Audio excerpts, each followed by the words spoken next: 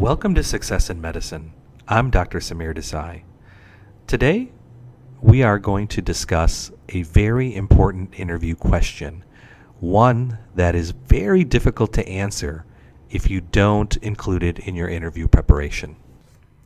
What discovery do you think has had the greatest impact on medicine? Before we learn how to develop an answer to this question, let's stop and consider why an interviewer would ask this question. Many medical school leaders believe that historical perspectives should be an important part of the medical school curriculum.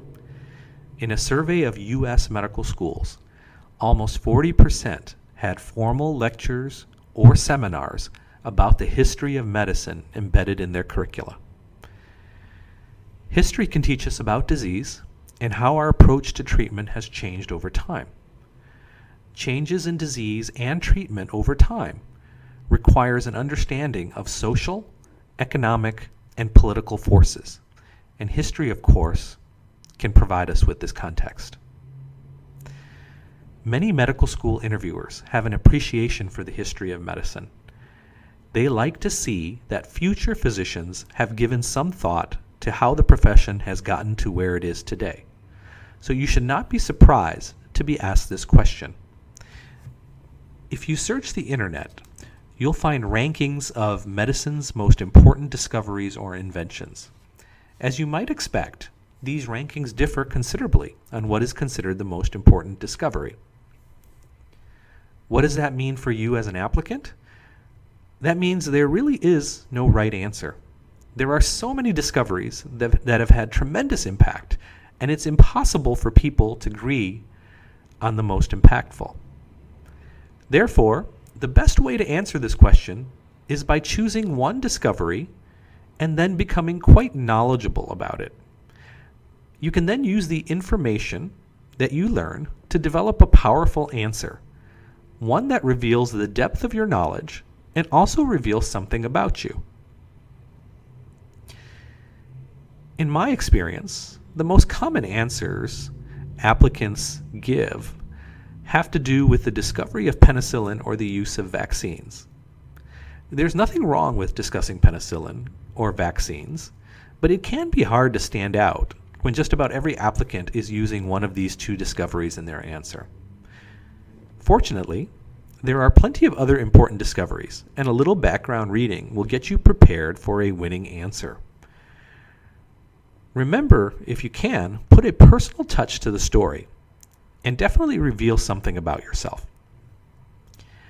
Now I will give you an example of an effective answer, but before I do, let me tell you a story that will give context to my answer.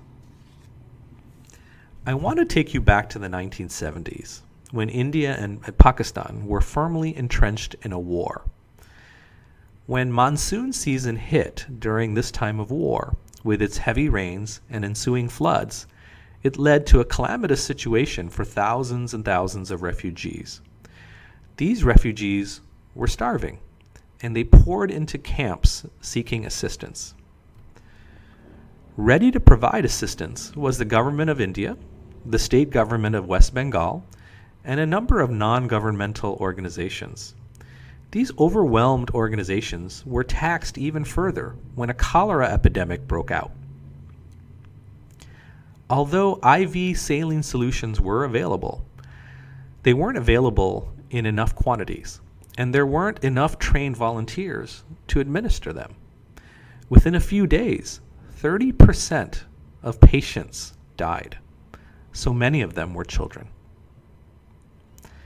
The disaster deeply affected Dilip Mahalanobis, a member of the staff of the Johns Hopkins Center for Medical Research and Training in Calcutta. Dilip was part of a team that had developed a new oral rehydration solution to replace water and electrolytes that are lost through vomiting and diarrhea. He was not the first to discover oral rehydration therapy, but the therapy up until that point had only been used in tertiary referral centers. Dilip felt that this therapy could make a difference during the cholera epidemic. He and his team worked feverishly, measuring the ingredients, placing them in plastic bags, writing out instructions, sealing the bags with hot iron, and sending them urgently to the camps.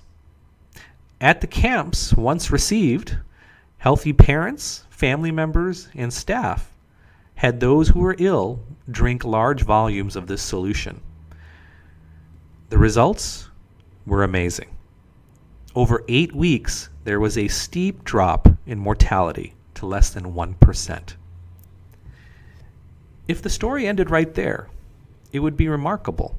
But let me tell you what happened next. Dilip wrote a paper about the dramatic results. His findings, however, were met with skepticism, and leading experts in the field rejected it. Finally, a cholera expert from the World Health Organization named Dhiman Barua agreed to see things for himself. He was absolutely stunned by what he saw. And what he saw was the successful treatment of cholera with just oral rehydration solution. He realized then that oral rehydration treatment could completely change the way in which diarrhea was treated all over the world. In his mind, he imagined millions of children's lives being saved. He returned to the World Health Organization and shared what he had seen. This led to the creation of the World Health Organization's Diarrheal Disease Control Program. Studies were also done that showed no clinically important differences in effectiveness between oral and IV fluid replacement in children with diarrhea.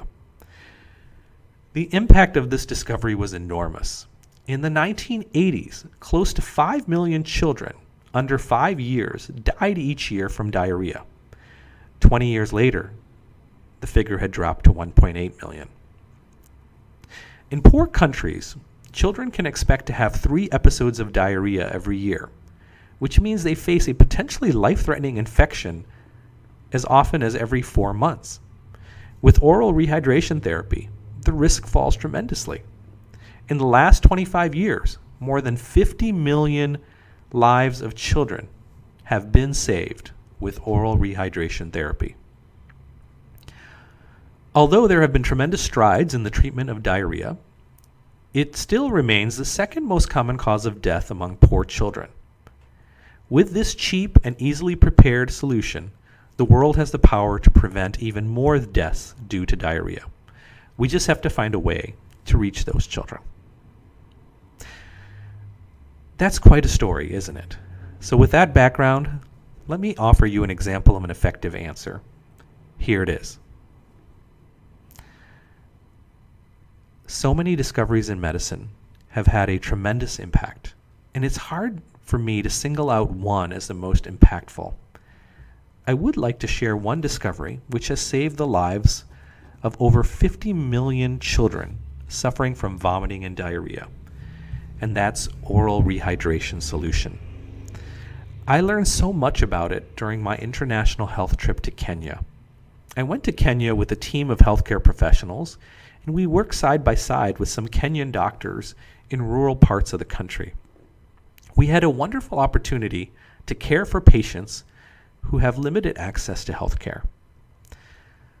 One of the Kenyan doctors had told me about oral rehydration therapy and how much of a difference it had made in his country.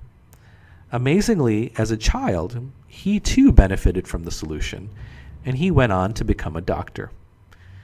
That made me think about how this solution has transformed lives and families and allowed children to become adults.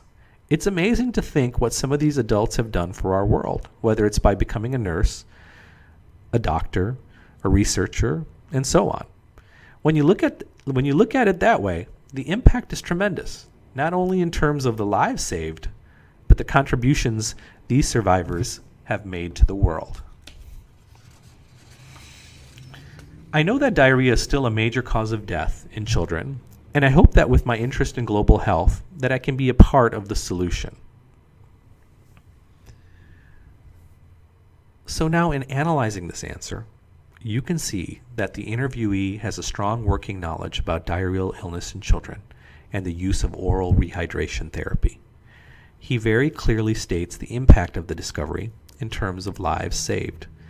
He also weaves in his own story and conveys to the interviewer that he has an interest in global health. He ends by indicating that he hopes to make a difference in this area down the road.